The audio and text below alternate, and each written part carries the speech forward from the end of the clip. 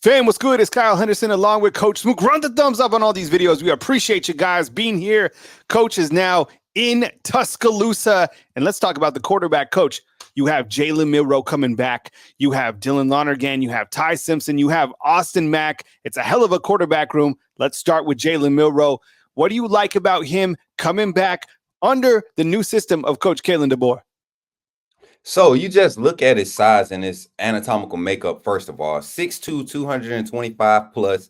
He's saying it's closer to 235 towards the end of last season. So you already look at that. You look at the makeup. You look at his ability, his speed, his quickness, his just natural athleticism, and you're excited about it. I think any quarterback any coach who has that experience of handling and developing quarterbacks looks at Jalen Milroe, and he's a prize pickup, right? He's one of the ones that you want to get your hands on and just prove that you're able to develop quarterbacks in this style of offense. And Jalen Milroe is made skill set wise, he's made for this style of offense. Do you think that because Jalen Milroe had an offensive coordinator in Bill O'Brien that didn't even want him as a quarterback? Then he has Tommy Rees, first-year guy, was only 31 years old, had Brian Grubb for 2-3 weeks, wasn't even the offensive coordinator, but was, I guess, had that make-believe title, and now has Nick Sheridan, who comes as a tight end coach as the offensive coordinator. Do you think he's been a little bit shortchanged in terms of his development from the coaching standpoint, or do you think that he's been okay in terms of where he is in his development? I mean, I guess I'm asking you, do you think that's impacted, what he's been able to do on the field? I think it has. Not necessarily from a standpoint that it's not allowed him to progress, but it's kind of like a two-sided thing. Not having that longevity and that continuity with his coordinators definitely affects his comfortability in the system. But also, it goes to show you the type of player that he is to have all those changes and still be one game away from being in the national championship as a first-year starter. So I think it works on both hands. It kind of helps him when he's missing it, and it kind of helps him when he is on. So he gets the best of both worlds with that. What do you like about his game overall? I mean, you look to Jalen Milroe. Now that you're here in Tuscaloosa, when you go to the practices, like, you'll see him. I mean, he's every bit of 230 pounds. He's a 4'4" type guy. And, he really honestly exemplifies leadership. But what do you like about his game overall from, just kind of an X's and O's or just an overall ability standpoint? When he's confident, and this is something that I really want to expound on. It's when he's confident. That's when he's an elite quarterback. Meaning he is confident in his throws. He's confident in what he's seeing on the field. And all that starts in the film room. It starts on the practice field. I mean, the beginning stages of that are just him having that comfortability with whatever the play caller's mindset is. And Kyle, you said something, his leadership role. How much of that, I'm going to spin the question and throw it to you. How much of that is a factor in how he assumes this role as the starting quarterback coming into the spring? I think my final question on Milroe, we're previewing the quarterbacks on our spring football previews. Appreciate you guys hitting the thumbs up on all these videos. I mean, his ceiling, is he close to his ceiling?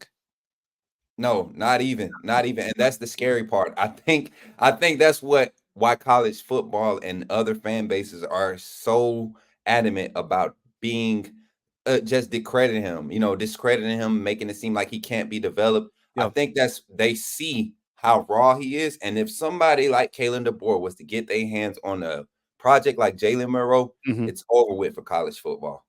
Yeah, I found these comments to be interesting when thinking about the quarterback position. And this is head football coach Kalen DeBoer talking about the offense. We'll just adjust to whoever the quarterback is. Doesn't name a starter. Certainly someone who can deliver the football. What I hope is to be a team leader that can develop the ball to our skill position players. You look at different skill sets that we have. Everyone looks at Jalen Milroe. He can run the football, and that is an added weapon. And that was an interview from Ryan Fowler of 100.9. I think overall, as we start to talk about other quarterbacks in the room, look, I've been on the Jalen Milroe train for quite some time. I know there's a lot of people who would like to potentially see another quarterback or at least have a quarterback battle going in. And there probably is going to be, because it's a whole new system. But Right. I've been with this Jalen Milroe train, and I think that he has what it takes to win. I mean, he showcased that last year, and he showcased that in a lot of different games from last year. I mean, you look to what he did against Texas A&M, you look to what he did against Georgia in a very high-profile game. Literally put the team on his back, and come up short against Michigan. But overall, I think he is the guy that can do great things at Alabama, win a national championship. Honestly, believe that. Two guys Yes. that I want to talk about that were a part of this roster last year, Dylan Longergan and Ty Simpson. Let's talk about Ty Simpson. People were curious to see if he would hit the transfer portal, announces he's coming back. What do you like about Ty Simpson's game? For me, I think that Ty Simpson is a player that has that escapability. I think if he had an opportunity to run this offense, he can do it. We saw him spot play last year. I looked to the game against Kentucky where he had the most opportunities, and I was pretty impressed with Ty Simpson. Father's a head football coach at UT Martin, understands the schematics. Let's talk about Ty Simpson. What's your take on Simpson?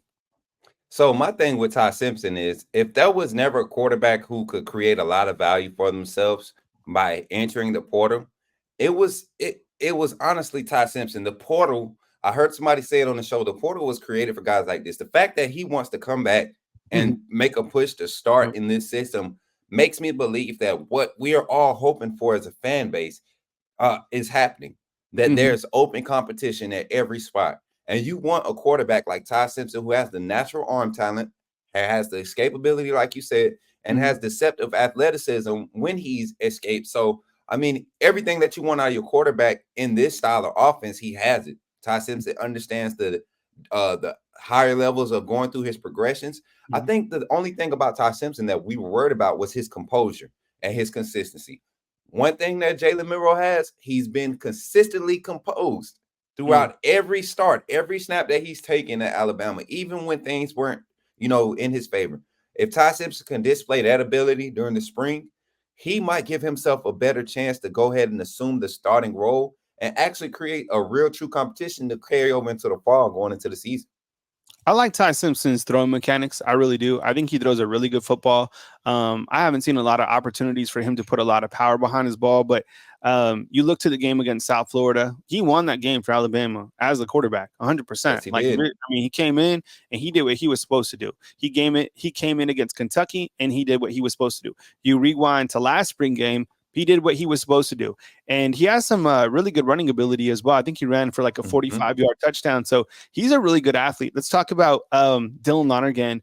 I tell this story a lot, but I'll say it again now that we're just talking specific quarterbacks. Sources very close to the program tell me that last year they didn't want a lot of the coaches, most of the coaches wanted not Ty Simpson to be the starter, not Jalen Milroe, not anyone else, but wanted Dylan Lonergan to be the starter. And it was Coach Saban himself that basically hit the override button, was like, no, Jalen Milroe is our guy. Dylan Lonergan is a name that you can't sleep on. And now people that follow Alabama very closely, they know this. It was a baseball player, very talented athlete in terms of the mechanics, and a guy who can just, flat out deliver. We haven't had an opportunity to see it at the college level, but this guy is primed to be great when he does get his opportunities. What do you like about Dylan Lonergan? First of all, I think people forget how highly ranked and highly talented Dylan Longergan was coming out of high school. Yep. I think he was like the number 9 quarterback in the nation, or number 5, somewhere between. He was a top 10 quarterback in his class, first of all. But secondly, you said it, man. You allude to the baseball skills.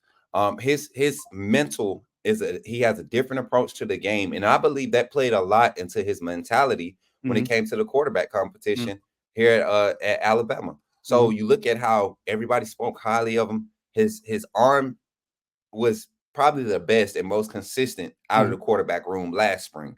And this was a true freshman coming in who didn't have a early hot pop in spring or anything like that. He came in and just worked.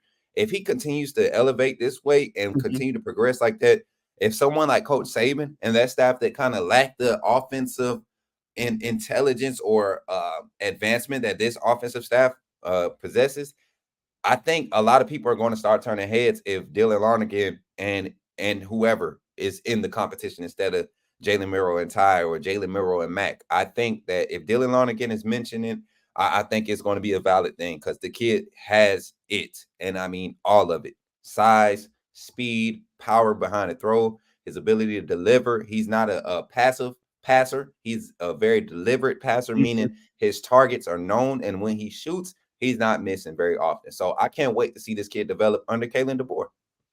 I think that it's important to know, and we've said this, and you guys already know this if you're watching this video, that Coach Kalen DeBoer is an offensive-minded coach. He's done a lot of work with the quarterbacks. Nick Sheridan played quarterback at Michigan. You also have Jamarcus Shepard, who's going to be a co-offensive coordinator, wide receivers coach. And you look to the talent pool overall, there's so much to be excited about if you're an Alabama football fan, from the quarterback position or any of the other positions. But I think these guys will be able to develop these quarterbacks properly. And I don't think that the quarterbacks have had this in quite some time, probably since Alex Mortensen left, AJ Milwee, Steve Sarkisian. I think after that, honestly, there was a big drop off at the offensive coordinator position and really behind the scenes at quarterback. And that's just my opinion. But I feel that these guys can get back on track to help develop some of these quarterbacks. You have Austin Mack coming in, 6'6", I don't know, 230 pounds or whatever he is, absolute unit. And it was important for them to get another quarterback because you had Julian Sain hit the transfer portal. I think that happened afterwards, and he went to Ohio State. Really like his film. I have no idea when he's going to play. He's excited to be here. He was going to be a part of Washington. I do like his size. He's a pocket style quarterback, but that doesn't mean that Alabama is just not going to go after pocket style quarterbacks.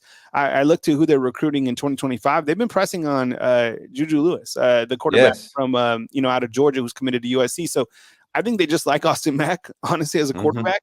They're excited to have him here. It'll be curious. I'm curious to see kind of the first comments from Coach Kalen DeBoer when he can kind of go a little bit more into Austin Mack. But what's your take on Austin Mack? He's probably one of the bigger quarterbacks that Alabama has had in quite some time.